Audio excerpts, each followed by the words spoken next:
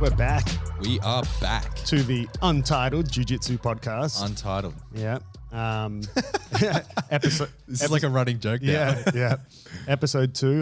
Last episode, we talked a little bit about, the effects of COVID on the jiu-jitsu scene, particularly in Australia due to in and out of lockdown constantly. Talked about jiu-jitsu competition and whatnot. Today, we are talking about what? A bit of a spicy one today. We are talking about trash talking in jiu-jitsu, where jiu-jitsu culture is heading. A bit of American BJJ or American JJ. Never heard of it. Yeah, exactly. Never heard of American jiu-jitsu. And at the end, we're going to talk a little bit about culture, touching on the new versus the old and where the whole jiu-jitsu scene is heading. Nice. I like it. Trash talkers. Trash, bro. I hate them. Yeah. All right. There's quite recently, there's a lot of trash talkers in lots of sports, but there's been a more recent trash talking incident in the jiu-jitsu scene in a recent competition involving Mikey, right? Mikey Musumeci. Yeah. So we're going to kick off with that. So for those that haven't seen the news, it's fairly current at the time of this recording. By the time of the release, it might be a bit of old news, but just for a bit of a recap, bit of a history lesson, Mikey Musumeci versus Geo Martinez. So was that the road to ADCC? Yeah, this is the road to ADCC super fight. So spoiler alert, if you haven't seen the fight, close your ears, but Mikey won the fight 6-0. So just as a recap of a fight, if you haven't seen it, you can see it on Flow Grappling if you have that. Basically, it was a huge armbar attack from the beginning where Mikey nearly got the sub, but he didn't quite have the angle. Gordon Ryan had some really good commentary about how he could have finished that with a bit more leverage. So Mikey was relentlessly searching for leg attacks. He ended up finishing off the fight after points had been opened up. If you're not familiar with the ADCC rule set, after the first 10 minutes, points are then awarded for a 20-minute fight this is. So 20 minutes of the first 10 minutes, no points, only submissions, and then the last 10 minutes, points are opened up. Mikey was able to get some pretty dominant back control, holding a back triangle for probably the last 6 minutes of the fight. And but what we're more interested in is talking about Mikey's blow up after the match. He's self-confessed. He lost it. Yeah, he went a little bit bananas. So I'm going to play a short clip of Mikey talking this is immediately post-fight, in the immediate post-fight interview. This is Mikey Musumeci. I'm here with the winner, Mikey Musumeci.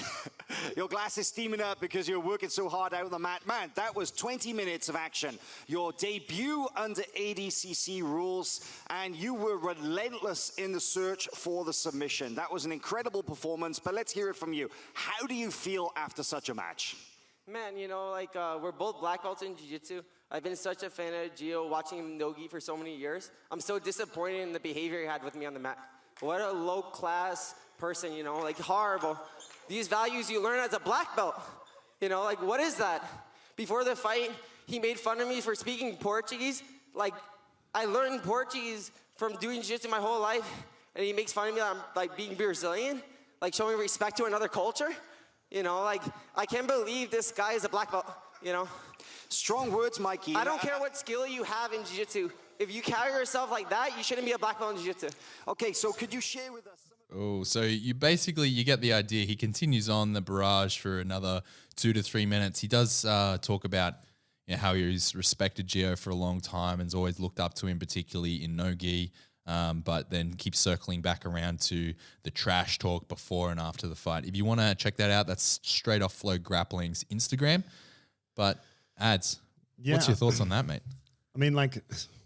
I didn't hear exactly. I've seen the post-fight interview as well as another interview with Mikey we'll have a listen to in a second, that when he has a chance to talk after he's cooled off. I believe it's a few days after the fight. I personally have zero tolerance for trash talking. I absolutely hate it. I think it's so unnecessary. I understand why people do it. Some people do it because they're just pricks, right? I don't think that's Geo's case. People who are pricks are people like, I don't know, Chael Sonnen and Conor McGregor, and in the jiu-jitsu scene, Herbert Santos would be one of the absolute. I'm not familiar with him. Herbert Santos is, you would never want to fight him, right? The dude is a monster. I don't even want to fight you. Yeah. And I'm crap. So Herbert Santos is, oh man, he's a world champion, black belt world champion, I believe. But he's incredibly tough. He's a big heavyweight, but he is notorious for a couple of things. One, he's really well known for giving up during fights. Like you'll see him fight. There was one where he fought Marigali, Nicholas Marigali, and I don't know, man. It's like if he fails a sweep attempt or a pass attempt or something, like something just rubs him the wrong way in the middle of a fight, he'll just give up. There's a fight of him and Marigali, and through it, Marigali's talking to him, being like, "Dude, what are you doing?" Like he just gives up. Herbert has lost to a lot of complete no-name people, right? Because he just gives up halfway through the fight. So he's known for that, essentially being like a sore loser baby. He's also known for really inappropriate trash talking. Probably when it first came about was back when Bernardo Faria was still competing, and at the Worlds, Bernardo unfortunately lost to Herbert, but in the middle of the fight, Herbert was trash talking Bernardo, like, Herbert managed to pass and mount Bernardo, and then was talking shit to him while he was mounted on Bernardo in the middle of the fight. It's so ridiculous, so unnecessary. But the thing that Herbert is probably most famous for is it was an event similar to like, Fight to Win or Who's Number One or whatever. And I can't believe you haven't seen this footage. Is in the middle of the bout, he complains that he hurt his leg or something, and then starts arguing with the coach or the brother or something of his opponent in the crowd. No, I've not seen this at all. Dude, he just gets up with his sore leg and he runs and like Superman dives off the stage to like fight this person in the crowd, bowls over some random chick in the process, and then this goes on. Then he gets up and runs across the stage to fight someone else. Wow. And man, like what a child, dude, behavior that, in my opinion, like, it's not like you can strip someone of their black belt, but like, man, someone like that shouldn't be allowed to compete, And I understand why people who behave like that or people who trash talk, you can understand the marketing media reason there's levels behind to it. it. Hey, there's levels. I mean, because there's people, who was another one back? So Josh Koscheck, if you remember, Josh Koscheck was a really dominant welterweight, I think he was in the UFC. This was back like at the time when GSP was around. I think Koscheck might have fought for the belt twice, maybe. But anyway, like GSP was, unstoppable. But Josh Koscheck was incredibly tough and good, but known for being a trash talker and everything. But then again, mentioning Bernardo went and trained with Josh and said he was a lovely guy. I was talking to Bernardo about it, and Bernardo said, man, that Josh Koscheck is a super lovely guy, really, really pleasant, good to train with, good to talk to. Yeah. But when it comes to self-promoting your fights, it's all about trash talking because people either love you or hate you. You have to have some sort of emotion to really market something. You need to elicit emotion. If you're like a gray man, then, I mean, I've heard stories from the UFC, people getting dropped from the UFC because they're not quote unquote marketable. They're not entertaining. Yeah. So they need to like reinvent themselves. They need to be almost like a Conor McGregor or like a Poirier, like a Dustin Poirier. Like either you're the angel, like Dustin is with his charity and everything like that, or you're the devil, like Conor McGregor, and you elicit that emotion. Yeah, I mean, I get it, especially from, I get it from the fighter's point of view because they want to become someone who is bookable. Yeah, they want to be known. And I get it from the organization's point of view because they're in the entertainment industry. Yeah. But man, like, I don't know, like morally, Just doesn't sit right with you, hey? Yeah, I'm like, man, just have some humility, eh? Yeah. Like you don't need to be a prick to do it. I mean, to be honest, like I'm just going to weigh in on this a little bit. I'm okay with a bit of trash talk pre-fight, but it's during the fight shenanigans. Like that to me is bordering. It goes from doing a marketing ploy or an advertisement stunt sort of thing to unprofessionalism. 100%. Yeah, I mean, I would. Yeah, I can't disagree with that. Like, regardless of the intensity of the trash talk during the fight, yeah, that's like, man, that's a bit not on. It's no go. Yeah. Like, imagine if like Formula One drivers took that trash talking onto the track and like turned their race into, dodgem cars and tried to like intentionally crash into each other. Like, no, like, man, you can't take it when you're then competing. That's when it stops like and it's game on. You're supposed to be professionals, right? Like this isn't WWF, right? Like, yeah, it's still entertainment, but it's sporting entertainment. So just on that, circling back to the Mikey post interview, so we've acknowledged that this was immediately post, and we did say we were about to play a more cooled off Mikey. But do you think his response was warranted? Do you think it was adding fuel to the fire? Do you think it was, what's your take on Mikey's response to it post fight? It's not like Mikey said anything absurd post fight. You got to remember, like, it's right after a 20-minute match. Like he's full of adrenaline and everything. And it was an accumulation of things rubbing him the wrong way. I can't remember if he actually said the words, "This guy shouldn't be a black belt." I can't. Yeah, he might have mentioned that. Yeah, like, I mean, I know he said that I can't believe this guy's a black belt. Or does he deserve to? He was questioning whether Geo deserved to be a black belt. Yeah. Like, maybe that was a little rude or whatever, but, it was an accumulation of things like right after the fight, full of adrenaline. I think one of the main points that rubbed Mikey the wrong way was that Geo had a dig at him for Mikey speaking Portuguese, which, I can kind of relate to as someone who also speaks Portuguese as a second language. Sometimes people, I find it weird, people have a dig at you for speaking a second language, particularly if your pronunciation is really poor or your accent's really thick. But it's only ever the people no one who speaks multiple languages has a dig at you when you're speaking a second language. It's only people who can only speak one language. I don't mean only speak as in... It's predominantly. Yeah. But I mean, it's not usually... if someone's picking on you for speaking a second language or having a funny accent, chances are they speak one language. Yeah. Because if they speak multiple, they realize the difficulties in learning a second language and, and They're just projecting, man. They're projecting their insecurity on you, I suppose. Yeah. And I agree with Mikey, like that, it's Mikey's speaking Portuguese, respecting the culture. He learnt Portuguese because he's so in deep with Jiu-Jitsu and so, I mean, his blow up, I don't think it was anything absurd, he was just rather emotional. And like if we have a listen to him speaking a few days later, you'll hear he dials it back quite significantly. I'm sorry to Geo for how I overreacted at the end. I just exploded at the end. I just wasn't emotionally stable at that moment after the match. But what happened during the match and before the match, Geo kept making stabs at me, and it was cool. I understand why he was doing it, but I eventually got to me during the match when in the beginning when we did mercy grips, he bent my finger, and my finger's all messed up from that match.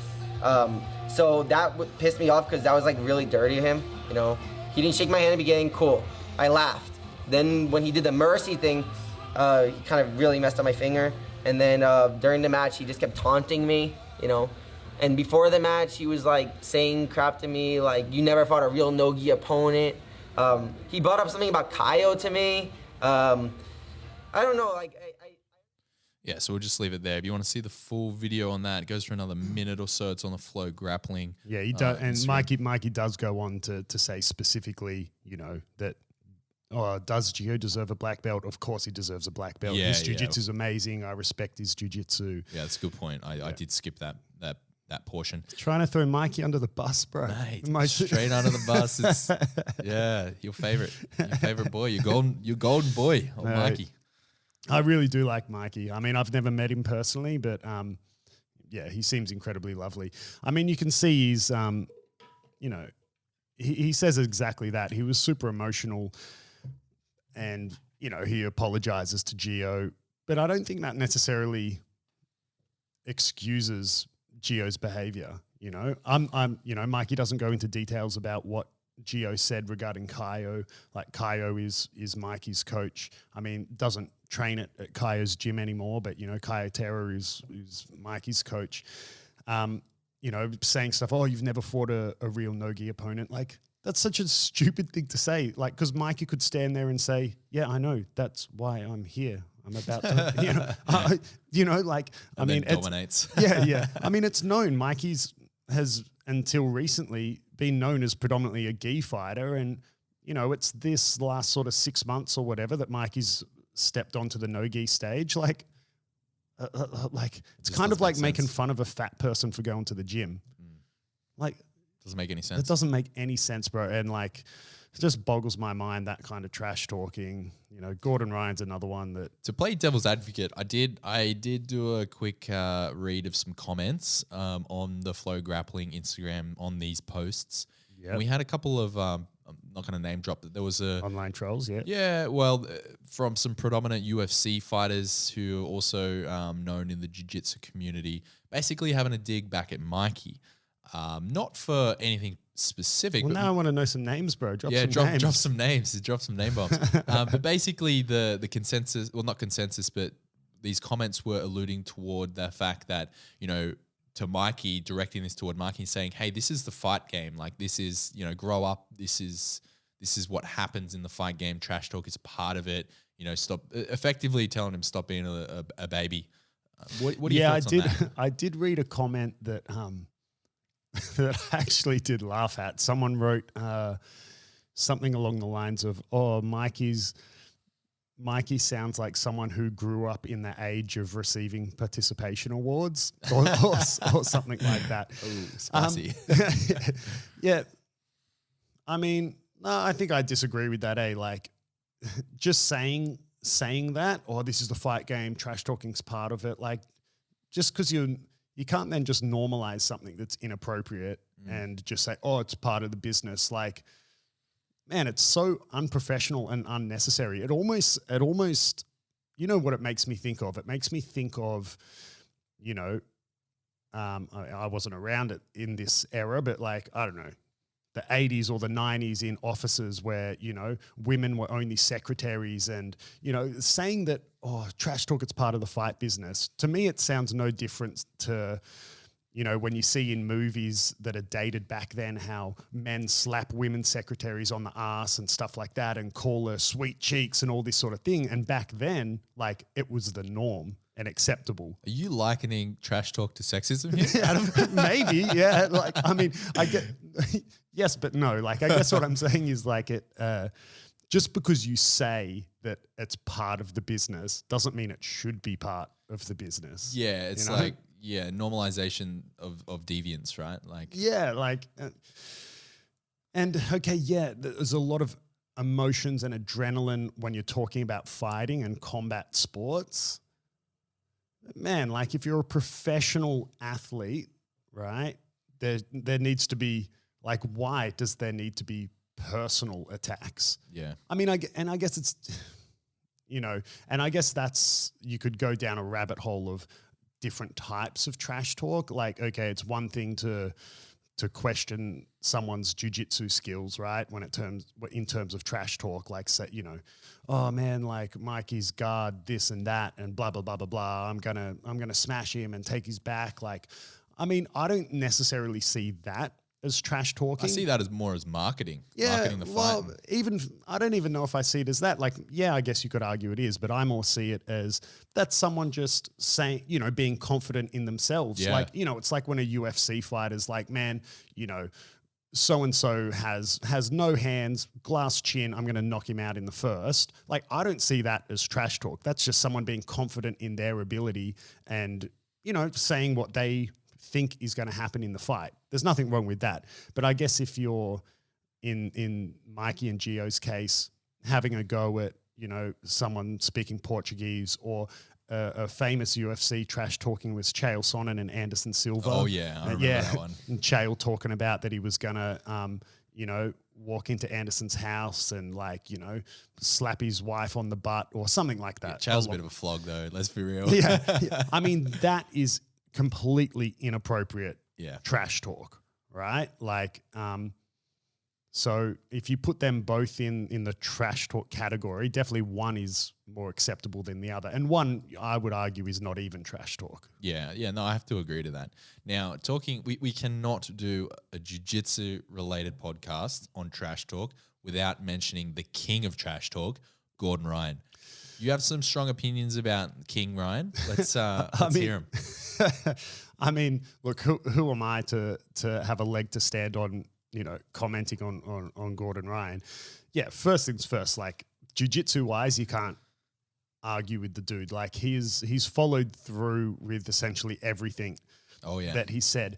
And he's been, you know, don't get me wrong, Gordon Ryan cops a lot of flack as well. It's not like he only just dishes out. Oh, he cops so much. He's the biggest target in the industry, really. Like, you know, and despite, I don't want to say despite his best efforts, like, but no matter what he did, you know, people still dumped crap on him. Like, people said, you know, they would say, oh, but you've never won a IBJJF competition. And then he goes, wins the no-gi worlds. Oh, but you've never won ADCC. Then he goes with that. Oh, but you've never done this. Then he would go and win that. Like, no matter what, people are hating on him, right?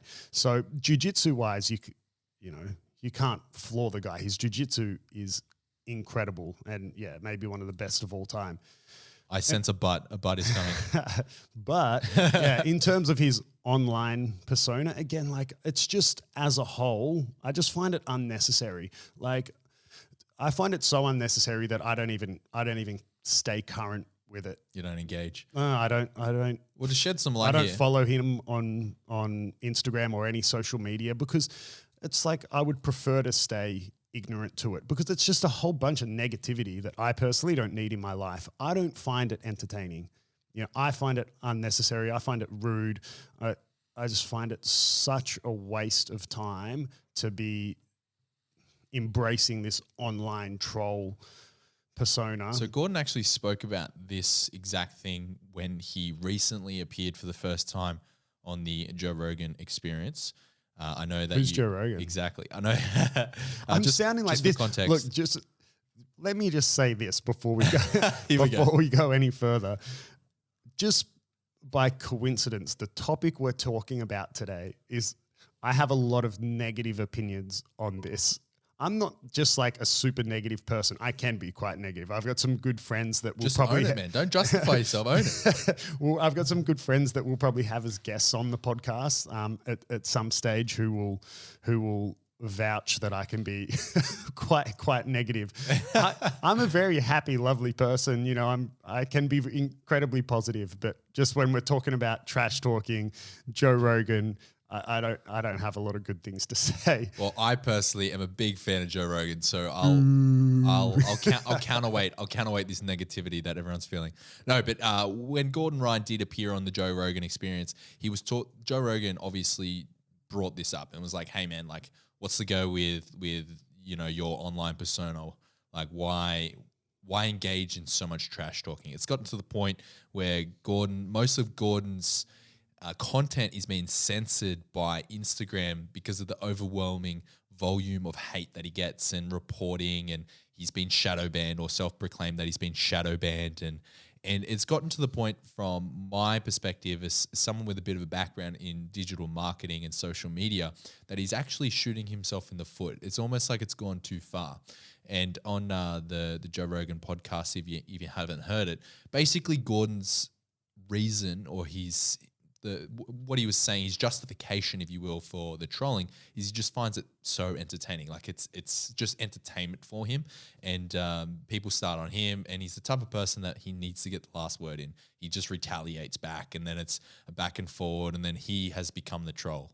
He's trolling the trolls, in his own words. Yeah, I mean, that's a good point. Like, you know, if that's what it is, then I mean, I guess you can't really be upset at Gordon, because if he's doing it solely because he finds it entertaining, and like no one else has it, like he's not breaking the law, so no one else has the right to say what Gordon can and can't do for entertainment. You know, that, I mean, if Gordon finds trash talking and online trolling,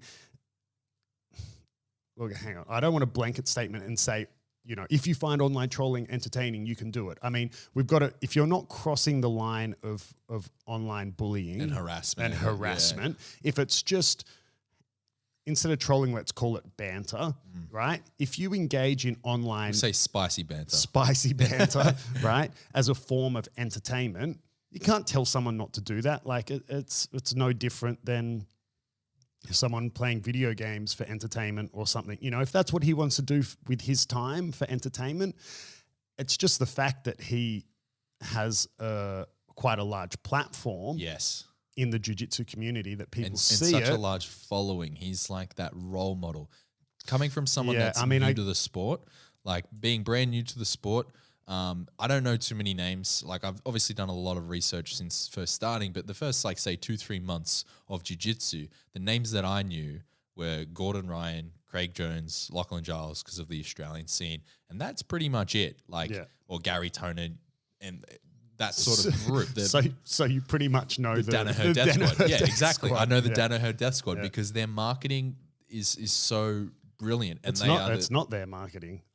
I mean, Kieren, why are you just bringing up all these points that I got? Who is it? Look, this is probably a different episode, but it's not Danaher's marketing at all. It's Flow Grappling's marketing. And like, man, anyway, talking about Flow Grappling online, is a topic for another day. That is we a whole will be nother addressing that. Jiu-jitsu media and marketing, and that's a whole nother thing.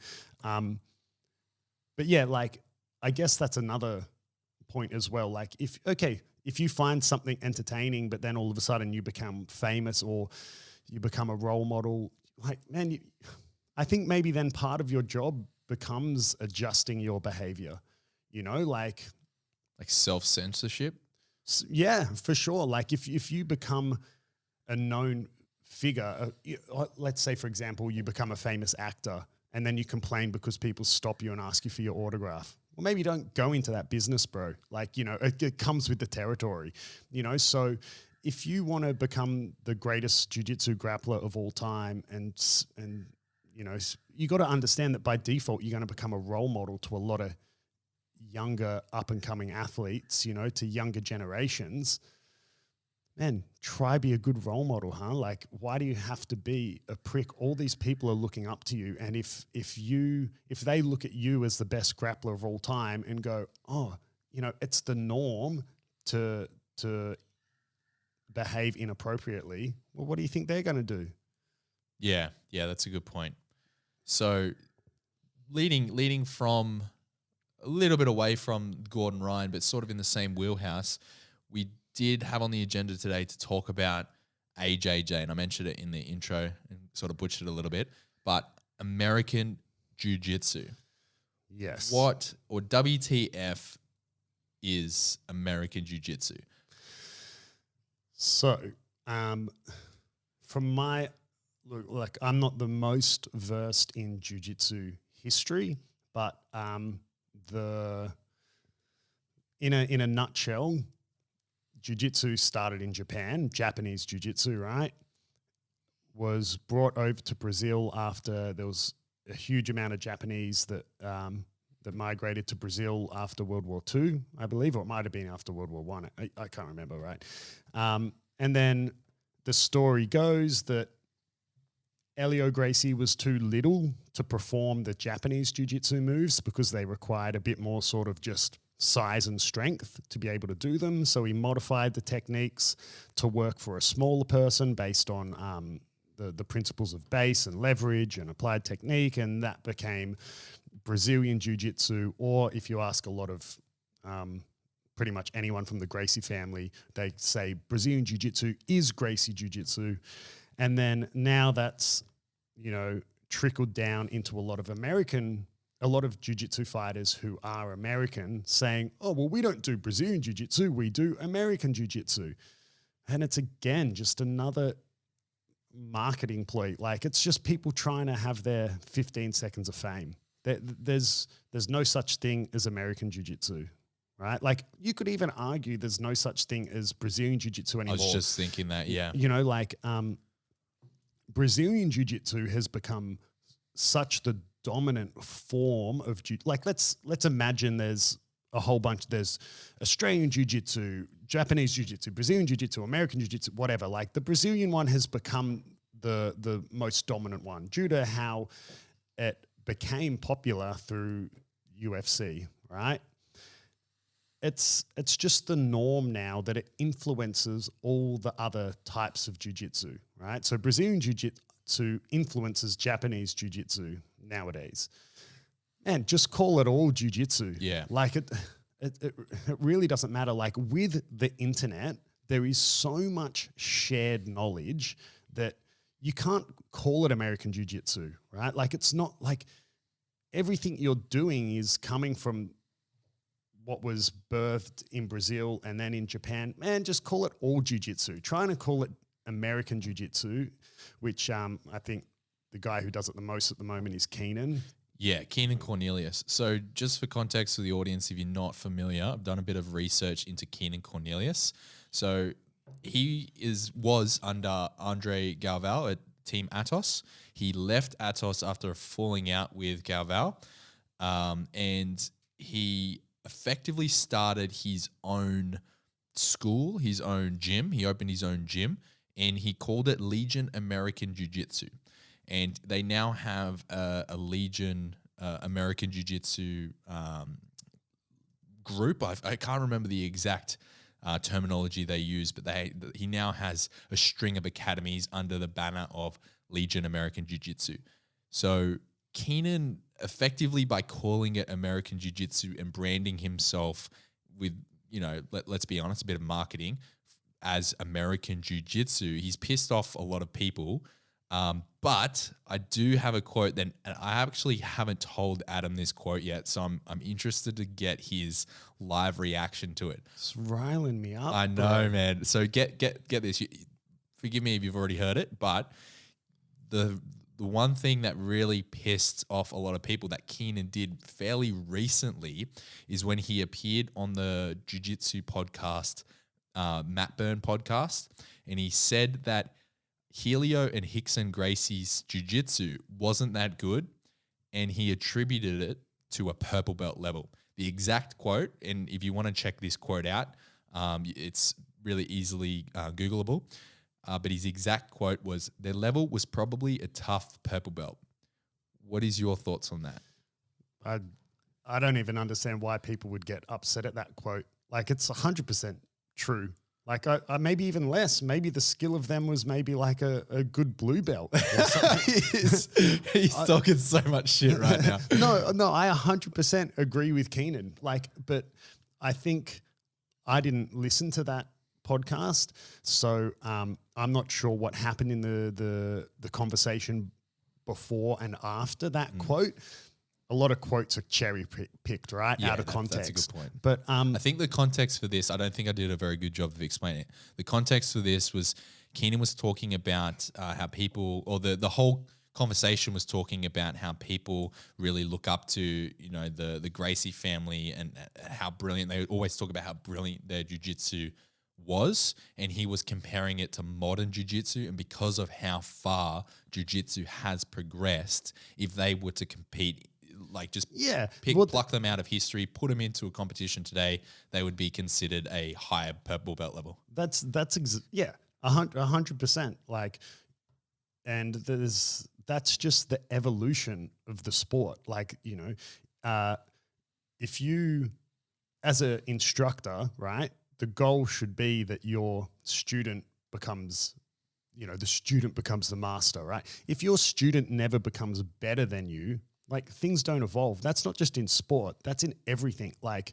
you know, comparing like modern day jiu-jitsu athletes to the founders of Brazilian jiu-jitsu, like the like Helio and Carlos and all that, trying to say that they would have a leg to stand on in today's competitive jiu-jitsu, like, no, it's like comparing Elon Musk, right, and SpaceX to the Wright brothers. Yeah. Like, dude, like the completely different generations and like, no, like they're uncomparable, but because of the work that the Wright brothers did and all the engineers that It has followed led to Elon Musk's SpaceX. Exactly. It's led to what you know, those engineers are able to do today. So, you know, the current jiu-jitsu athletes at the level they're at, because of, I'm not just saying because of, you know, Helio Gracie and that. It's Helio Gracie and then who they taught and then who that person taught. You know, it's the progression of the sport, you know, and you don't even have to go back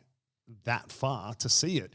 Even the blue belts of today compared to blue belts of 10 years ago, man, like, you know, the competitive blue belts of today, dude, would murder the average black belt.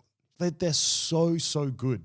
The sport has evolved so much. So going back to Keenan's quote, in my opinion, the only way you can be offended by that quote is if it's taken out of context, right? Like, again, I'll use the example of Elon Musk and the Wright brothers. You can't compare them, right? And you can't have, you know, what we have today is because of the work that was done. You know, another example, like you could talk about Bruce Lee, right? Why did Bruce Lee cop so much flack? Bruce Lee copped so much flack back in his day because of the creation of Jeet Kune Do, which was his martial art, where he took what he thought were the best parts of other different martial arts and put them together. In other words, like, Bruce Lee is kind of credited as the founding father of MMA, right? But he copped so much flack for it in his day because different martial arts were considered, they were like sacred. They were like religion. Secret. Yeah, they were secret. You weren't allowed to teach someone, gung fu, not kung fu, which is what Bruce Lee first trained, right? You're not allowed to teach someone a foreigner gung fu, right? Like it's sacred, right? It's a secret, let alone cherry pick the best bits from different martial arts and put it together. And that's what Bruce Lee did, right? Would prime Bruce Lee stand a chance in the UFC today against like Dustin Poirier or someone, or no chance. Yeah. No chance. Yeah. But I'm not saying that means Bruce Lee isn't a credible, legitimate fighter, you know, but it was a different generation, right? Different time. You can't compare the two. But because of the work that he did and then the work that Bruce Lee's students did and then the students of his students and so on and so on and so on, that's how we progress, right? So I'm 100% on board with Keenan's quote there, as long as it's in context. Yeah, absolutely. I think that makes sense. And honestly, I'm not surprised now that you've broken it down. But for some reason, I think that there's certain things to me, like honestly, I wouldn't be comfortable coming out and saying something like that because I don't really have enough historical knowledge, context, and honestly, my own jiu-jitsu skills to back it up. It's kind of like you have to have a bit of credibility to be able to say something, not even controversial, because I mean, nothing you said was controversial, but that's just really interesting to get your take on that. Don't sell yourself short. Your hip escapes are really coming along. Oh man, if you talk shit about my shrimp on the air. But yeah, like, I mean, if you want to go back then to naming stuff American jiu-jitsu, like, I mean, let's ask Keenan. Keenan was him alongside the Meow brothers during their purple belt and brown belt days. They were the best purple and brown belts. They were amazing to watch. They were the names, right? All winning world championships, weight absolute. So let's ask Keenan. Let's call Keenan now. Get him on the blower. Ask him, hey Keenan, how many American Jiu-Jitsu world titles do you have? 0. Yeah. Right? Like, I mean, dude, just get over yourself. The name of the sport's Brazilian Jiu-Jitsu, right? Like, you know, you got the IBJJF, the International Brazilian Jiu-Jitsu Federation. I mean, a topic for a different day. They're slightly becoming less relevant with the growth of no-gi and who's number one and all that. But then that's also another conversation for flow grappling media, like, because it's all connected. But anyway, right? Like, Follow the money. follow the money. I mean, man, your students, you compete in IBJJF competitions. Like, I mean, if you want to take that firm of a stance and call it American Jiu-Jitsu, then you shouldn't be allowed to compete in Brazilian Jiu-Jitsu competitions because it's a different sport. Or is it not a different sport? Yeah. Like, I don't know, Kieren, are you doing the same sport or a different sport? Yeah. Same sport, well, same name, bro. Like, I like what you said at the start, how it's jiu-jitsu. Like, it's jiu-jitsu, man. Brazilians don't call it, in Brazil, correct me if I'm wrong here, but my understanding is in Brazil, they don't call it Jiu-Jitsu Brazil. Like, they don't call it Brazilian Jiu-Jitsu, right? They call it Jiu-Jitsu. Yeah, I mean, yeah, like yes and no. Like, everyone knows that it's called like BJJ or Brazilian Jiu-Jitsu, but yeah, you would just call it Jiu-Jitsu. Like, I think a lot of people just call it Jits. People call it Jiu, right? Yeah. People call it Jiu, right? Like, you know, you would just say like the Jiu part in Portuguese, in Brazil. It's all the same sport with the internet and how much is shared. Like, it'd be different if we're talking pre-internet and you've got this group of people training out of America that they taught and developed the whole thing in America with no outside influence. And then you got people from this country, like, you know, but man, there's so much information sharing. Like, it's at this point, it seems all a bit the same, semantics. bro. Yeah. Yeah. It seems like naming semantics. So I suppose it makes me think of when people name useless positions and techniques after themselves. Yeah. It's just people trying to make a name for themselves. What's the one we saw yesterday? Panda guard? Panda guard. Oh my God. I can't What is remember. Panda guard? Can you teach me Panda guard? No, because it doesn't exist, bro. Like, I don't even know what it is. Like, okay, there's new positions and techniques that get invented and get names, deserving names, right? Like, some of the more recent ones would be Plata? Well, yeah, that's not even that recent, right? The Trico Plata or the Barado Plata, they're like Plata variations, but there's a big difference in how the submission is finished, right? Like, it deserves its own name. Yeah. But, you know, you've got more recently, let's say like Z guard and K guard, right? More A worm guard even, that's fairly worm guard recent. is, like Z and K are newer than worm guard. But yeah, let's take worm guard, right? That Keenan developed. They're different enough that they deserve their own name, right? But you got, this one I saw yesterday on Instagram, Panda. It was like, what was it? Knee bar or toe hold from Panda guard. It was like, no, man, that's half guard. Like, I mean, another one I saw was like, it was spider guard, but the guy, instead of putting one of his feet on the bicep, it was on the hip or something, and he called it tarantula guard. Yeah. No, dude, like, it's spider. Like, you can't change like one sometimes one grip is very significant in a match, but I mean, like, it's the same position, you know, like Bernardo Faria, famous for deep half guard. It's vastly different to regular half guard. Z guard is very different to regular half guard, you know, but sometimes, you know, people, they'll be in close guard and then they go, okay, this is close guard. Now I make a grip on their sleeve and this is Adam Child's guard. No, man. I look forward to like, that. It's close guard and you've got a sleeve grip. Coming soon on BJJ Fanatics, Adam Child's guard. Adam Child's guard. $2.99. It's ridiculous. It's just people, and I think the American Jiu-Jitsu thing is I think it's the same deal. Like, it's semantics. It's so useless. People just trying to have their 15 seconds of fame. You know, if you have a legitimate new position and everything, it would deserve a name or a new submission that no one's ever seen before. You know, another recent one, the buggy choke that the the Hudalo brothers are famous for doing, Cade and Ty out of Atos. It's a choke done from the bottom of side control that they've become very famous for. It's a new submission. It deserves a name. It's not just a triangle choke, but you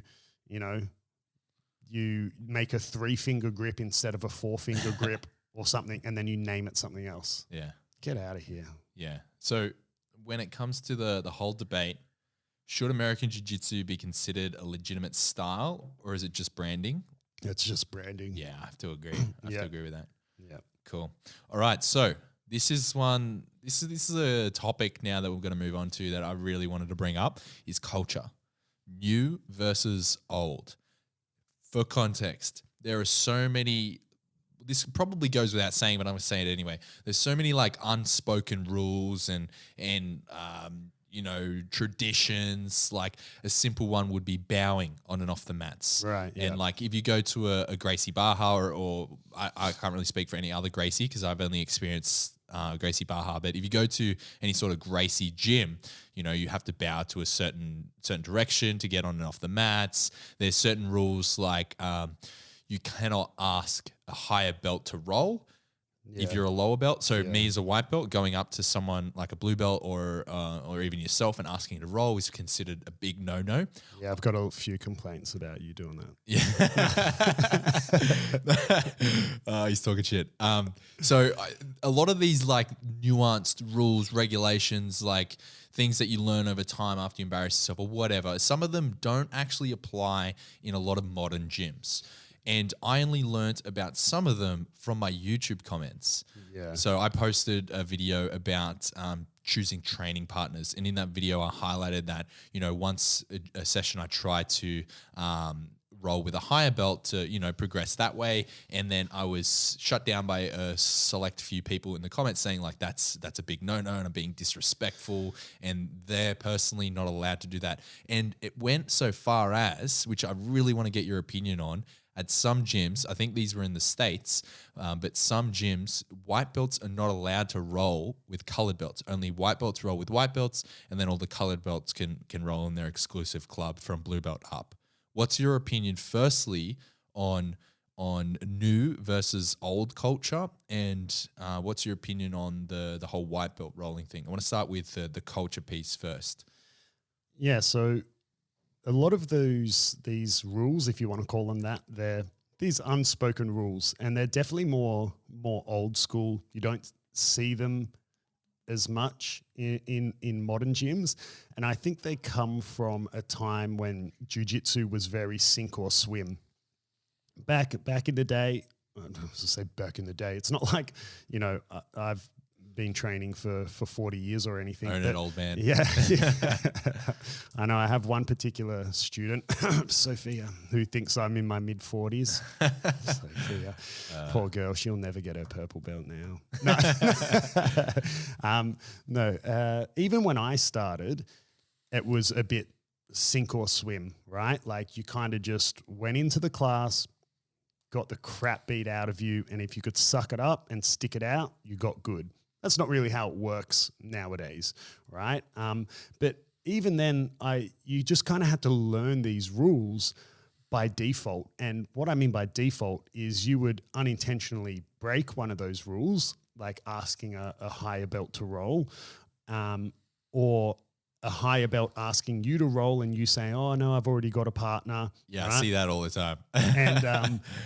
And then getting ripped a new one by said higher belt. That's kind of how you would learn, right? One of the ones that I went through is that the higher belts would always take your water. Like I spent my time training in Brazil. For people who don't know, I moved to Brazil for jiu-jitsu, lived in Brazil, trained with Fabio at the Alliance headquarters for 5 years, training every day. And yeah, the higher belts would just take your water, and being in Brazil, you can't drink the tap water, or you're definitely not supposed to drink the tap water. So if the bubbler was broken, or the drinking fountain was broken, or there was too much of a line to get to it, people would take your bottled water, right? was another rule like this is one that happens all the time, that if you're rolling and you bump into another pair, that you give way to the higher belt.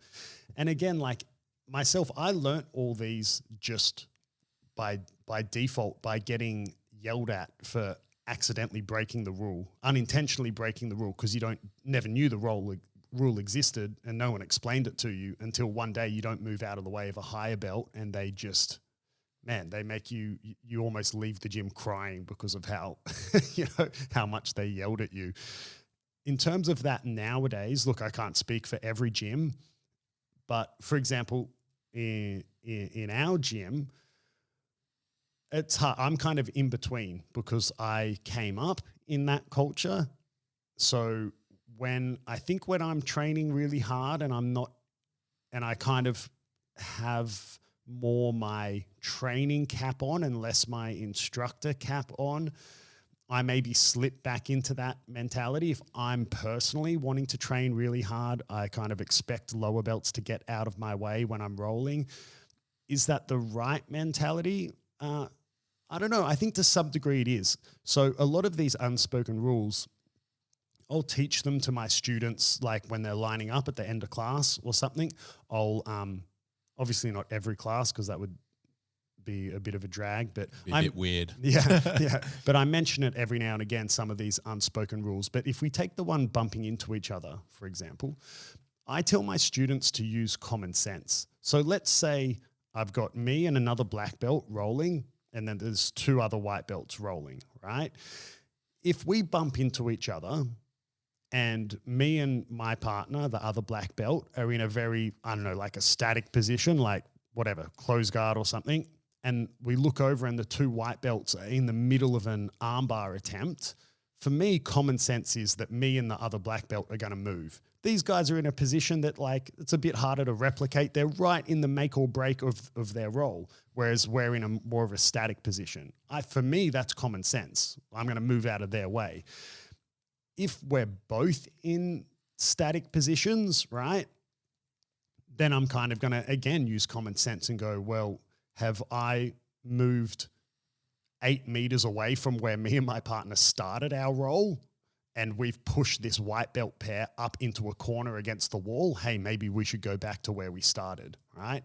So I use common sense, and I say that to my students as well. But I guess if in doubt, you kind of move out of the way of the higher belt. And, I think it's good knowledge to have, because what if I say to my students, what if you go visit another gym? Yeah, exactly. These are some rules that you want to know, right? Yeah. Like, so another one I say, right? This is different to etiquette, but the same sort of concept of, look, it's better you have this knowledge, right? So when I tell students what you're allowed to do and not allowed to do in terms of like the rules of the sport of jiu-jitsu, I say to them, look, these are the standard rules as in the IBJJF rules. Some gyms don't follow them, like, because they're more into like no-gi ADCC rules with heel hooks and leg reaps and all this stuff, or they're an MMA gym. I go, look, if in doubt, it's better to just assume they follow the IBJJF rules. You don't want to be the dude who walks in and heel hooks a white belt, right? And then they yell at you and kick you out of the gym. Like,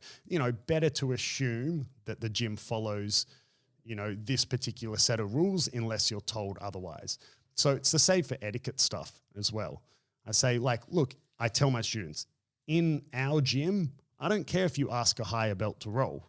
Ask them, they might say no, but I do it all the time. Yeah, Kieren does it all the time. But ask a higher belt to roll, but be aware, if you go visit another gym, it's going to depend on the gym. Like, some gyms are going to be with that super old school mentality. You can't ask this, you can't drink water before the black belts drink water. You can't. Oh, that's a new one. I didn't know that one. For me, I just use common sense. Like, I think it's, just whoever it's easier for to move, Or sometimes, like, you see two guys, and they're going super hard. It might be two white belts, but, they're having a war, like a friendly war, like teammate war. I don't mean as in actually fighting, but like you have, if you've trained for long enough, everyone will know they have someone in the gym who is like their on any given day, any given role, you know, either of them can win. It goes back and forth. Yeah, yeah, like that's like me and Joey hard. Yeah. Joey is a brown belt, about like very senior brown belt. So Yeah, but Kieren is puts it to him. I tell you what. But yeah, like you might see two white belts going super hard. Man, I'm going to move out of the way for them. They're having a really good role, right? And it's maybe more important than the role I'm having with whatever other belt at that particular time. But yeah, So- I guess it's a bit of a shit answer from me. I'm kind of on the fence. No, it makes sense. But like coming from like old school, I'm presuming that Alliance headquarters in Brazil was old school, right? Like you said. Yeah, like it was Old school when I tradition started there, so old school that there was only myself and one other guy, like foreigners who lived there and trained. His name is Ali. He's also a black belt from Fabio, owns his own gym in Bahrain now, called Elements Jiu-Jitsu. It's an Alliance affiliate. Ali and I, we were both blue belts when we moved there. We're the only two foreigners who lived and trained there full time. There were foreigners who would come and go, but we were the only two who trained there full time. And in the beginning, it was a bit Bruce Lee-esque. They wouldn't want to, people would go out of their way to not help us and almost teach us incorrect things because it was seen as like teaching imposters their trade secrets. Wow, so you really had to earn your stripes quite literally. Man, it wasn't pretty much until brown belt by the time that I mean, look, of course I made some friends throughout it, but when would I say that the gym as a whole accepted me? Man, probably not even until brown belt, you know, Wow. I had my few good friends and training partners, but a lot of people were just like, it's the imposter foreigner guy. I think Ali and I copped that for most of our time there.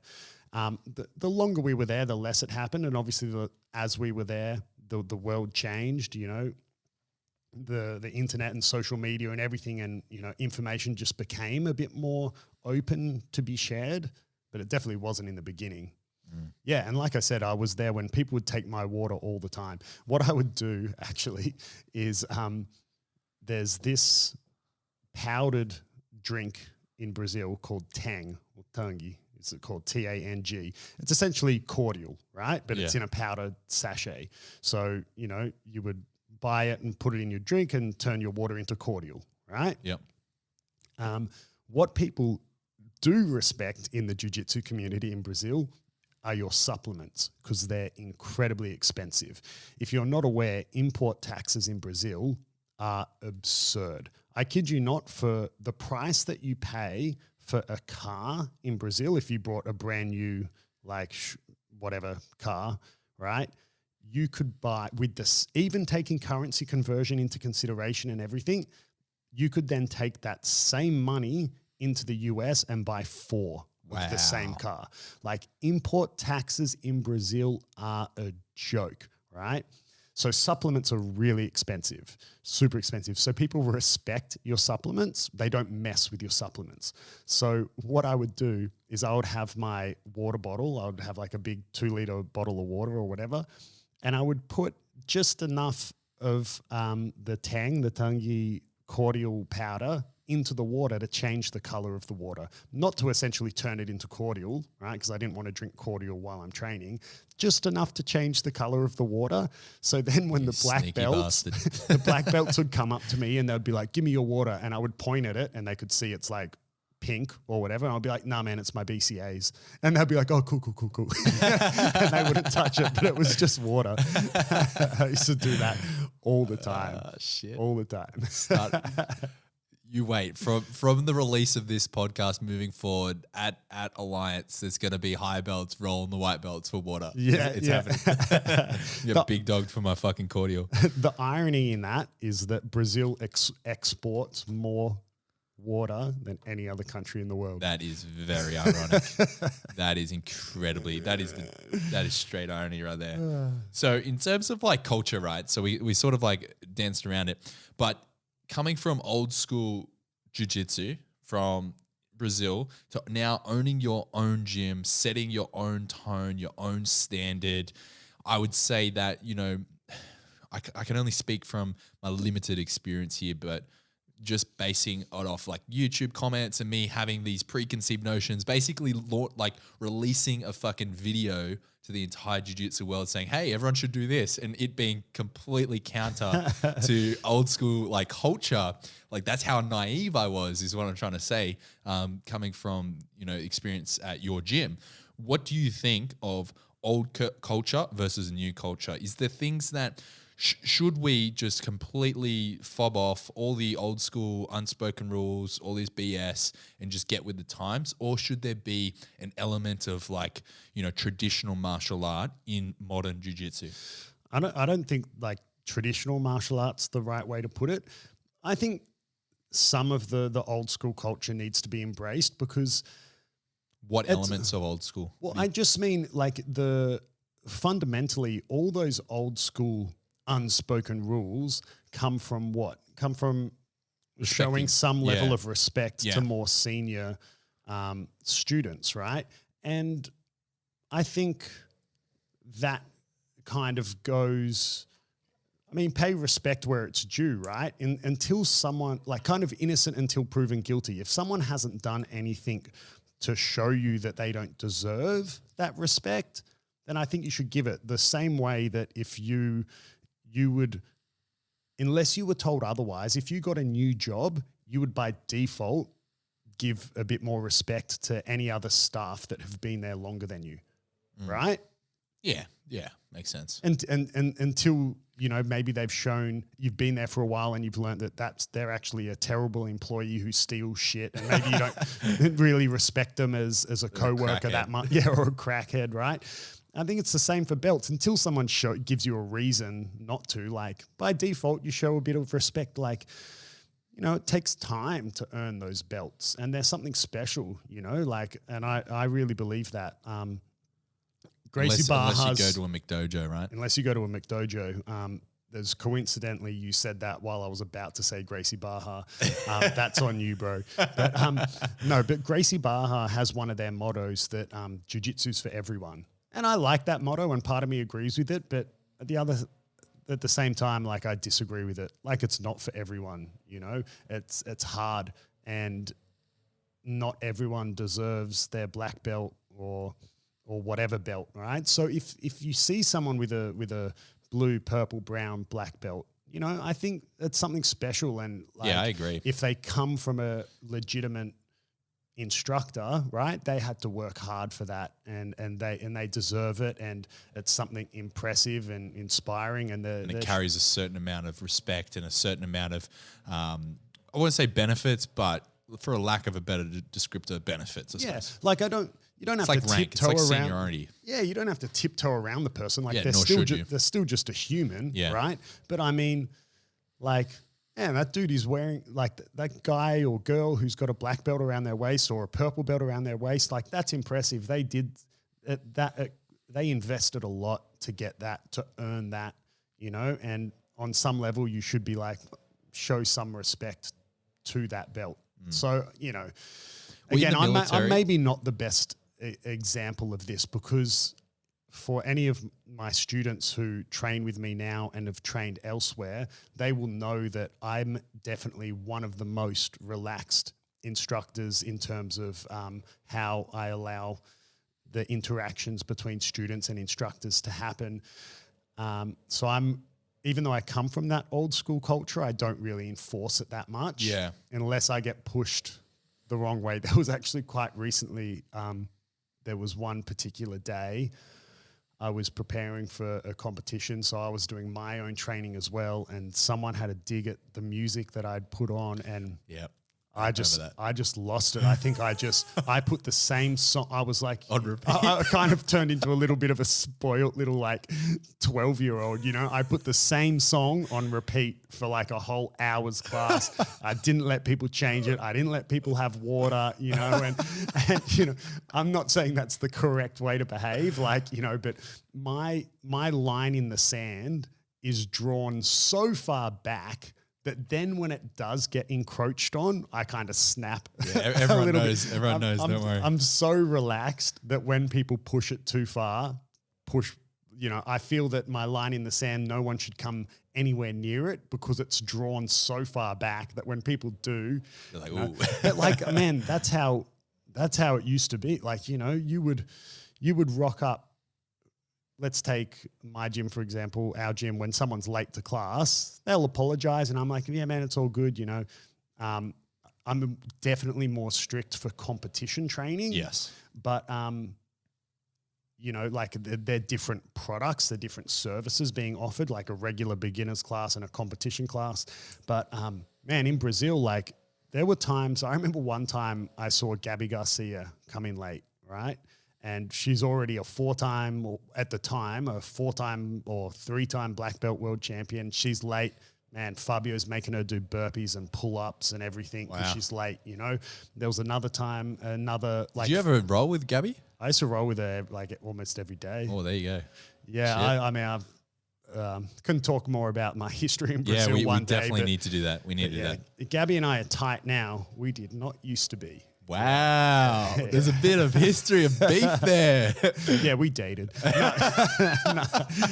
Ads, you were the Craig Jones before Craig Jones. Yeah, right. Yeah, You yeah. started this yeah. Gabby Garcia versus... No, I really like Gabby. You know, we're super good friends now, but we used to have some not friendly roles Nice. back when I was a blue belt. But Nice. so a story for another day. All right, sweet. Well, that's an interesting note to finish off this episode. Yeah, I think we'll wrap this one up. We've yeah. about over an hour this time. Yeah, this is good episode. It's because you got me on the trash talk and I got all negative, you know. You got riled up. You had to justify. You had to. Yeah. He's not a bad guy. I think next episode we're talking about what?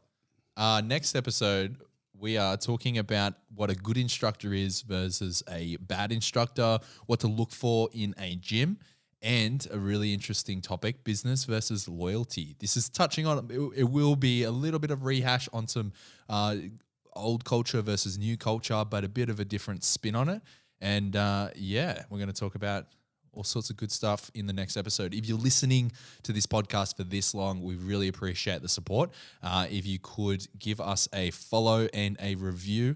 If you could throw out some suggestions of names for the podcast. Yeah, and send us some money. What else we got? No, I mean, by the time you guys are listening, we'll have a name. But until then, What what did I call say it? at the start? The nameless. the Unnamed? nameless podcast or the untitled? The Untitled, that was it. Jiu-Jitsu podcast. Untitled Jiu-Jitsu. Yeah. That might stick. That's funny. We'll see. Anyway, thanks for watching, guys, and until next time. Peace out.